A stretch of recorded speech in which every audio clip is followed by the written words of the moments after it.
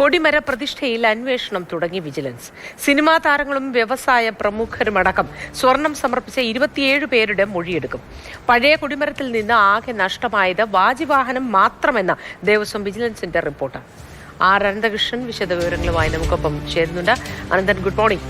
വാജിവാഹനം മാത്രമാണ് അതിൽ കാണാതായത് എന്ന് പറയുമ്പോഴും ഈ സ്വർണം സമർപ്പിച്ച 27 പേരുടെ മൊഴിയെടുക്കുമെന്നാണല്ലോ. 27 പേർ മാത്രമാണോ ഈ സ്വർണം സമർപ്പിച്ചത് എന്നതിൽ എന്ത് തെളിവാണുള്ളതെന്നാണ് നമ്മൾ ആലോചിച്ചു പോകുന്നത്. ഇതിൽ കൂടുതൽ ആളുണ്ടോ, ഇതിൽ കൃത്യമായ രേഖകൾ സൂക്ഷിച്ചിട്ടുണ്ടോ തുടങ്ങി നിരവധി കാര്യങ്ങളാണ്.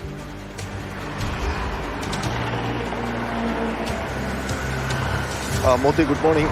ശബരിമലയിലെ 2017 സ്വർണ്ണ കൊടിമര പ്രതിഷ്ഠയുമായി ബന്ധപ്പെട്ട് ഉണ്ടായ ആരോപണങ്ങൾ, ആ ആരോപണങ്ങൾ സംബന്ധിച്ചുള്ള അന്വേഷണത്തിനാണ് സംസ്ഥാന വിജിലൻസിനെ ചുമതലപ്പെടുത്തിയത്. അതിൻ്റെ അടിസ്ഥാനത്തിൽ ഇന്നലെ വിജിലൻസ് ഡയറക്ടർ മനോജ് എബ്രഹാം ഈ പ്രത്യേക അന്വേഷണ സംഘത്തെ രൂപീകരിച്ചിരുന്നു. ആ വിജിലൻസ് പ്രത്യേക അന്വേഷണ സംഘത്തിൻ്റെ പ്രാഥമിക അന്വേഷണം ഇന്ന് ആരംഭിക്കുകയാണ്. പ്രധാനമായും ആദ്യഘട്ടത്തിൽ ഈ കൊടിമര പ്രതിഷ്ഠയുമായി ബന്ധപ്പെട്ട് സ്വർണം സമർപ്പിച്ചവരുടെ മൊഴിയാണ് രേഖപ്പെടുത്തുന്നത്.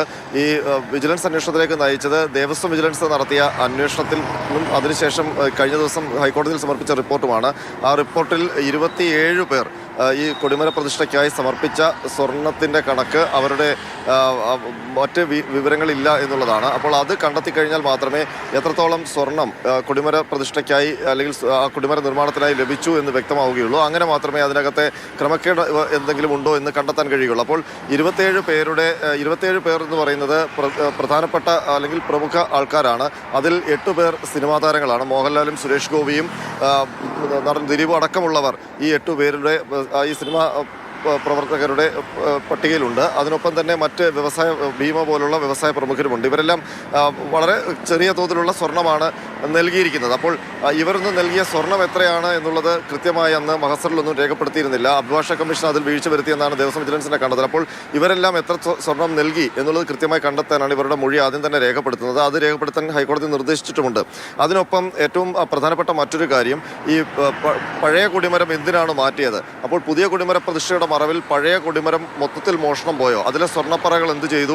അഷ്ടദിക്പാലകർ എന്ത് ചെയ്തു? വാജിവാഹനം തന്ത്രിക്ക് കൊടുത്തു എന്നൊക്കെയുള്ള കാര്യങ്ങളുണ്ടായിരുന്നു. അപ്പോൾ അതുമായി ബന്ധപ്പെട്ട് ദേവസ്വം വിജിലൻസ് നടത്തിയ പരിശോധനയിൽ ആ പഴയ സ്വർണ്ണ കൊടിമരം, അതായത് ശബരിമലയിൽ നിന്ന് പുതിയ പ്രതിഷ്ഠയ്ക്ക് മുൻപ് നീക്കം ചെയ്ത കൊടിമരം കടത്തിക്കൊണ്ടു പോയിട്ടില്ല.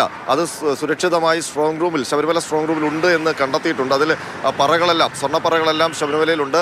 അതിലേറ്റവും പ്രധാനപ്പെട്ട കാര്യം അഷ്ടദിക്പാലകർ നഷ്ടപ്പെട്ടു എന്നായിരുന്നു.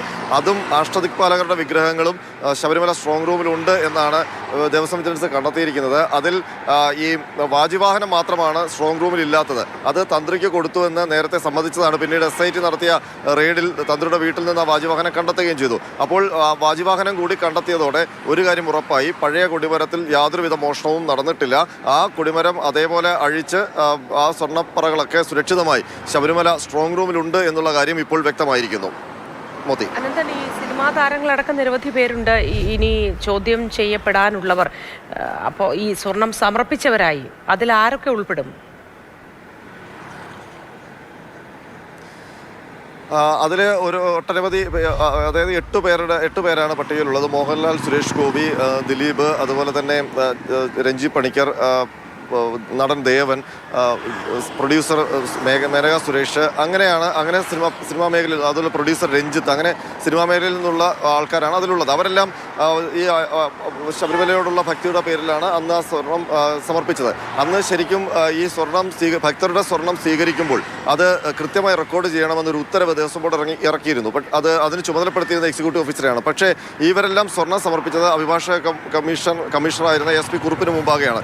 SP കുറുപ്പ് ആ സ്വർണം തിരുവാഭരണം കമ്മീഷണറെയും ഏൽപ്പിച്ചു. അതെല്ലാം കണ്ടെത്തിയിട്ടുണ്ട്. പക്ഷേ ഇവരെല്ലാം ഈ സ്വർണം ഏറ്റുവാങ്ങിയപ്പോഴും തിരുവാഭരണം കമ്മീഷണർ ഏറ്റുവാങ്ങിയപ്പോഴും ഇതൊന്നും റെക്കോർഡ് ചെയ്തില്ല എന്നുള്ളതാണ് പ്രശ്നം. അപ്പോൾ ഈ സ്പോൺസറുടെ നൽകിയ പണം 3,20,30,30,000 രൂപ, അതുമായി ബന്ധപ്പെട്ട് വാങ്ങിച്ച സ്വർണവും അതിനൊപ്പം ഭക്തർ നൽകിയ സ്വർണ്ണവും കൂടെ ചേരുമ്പോഴാണ് എത്രത്തോളം സ്വർണ്ണം ഉണ്ടായിരുന്നു എന്ന് വ്യക്തമാകുന്നത്.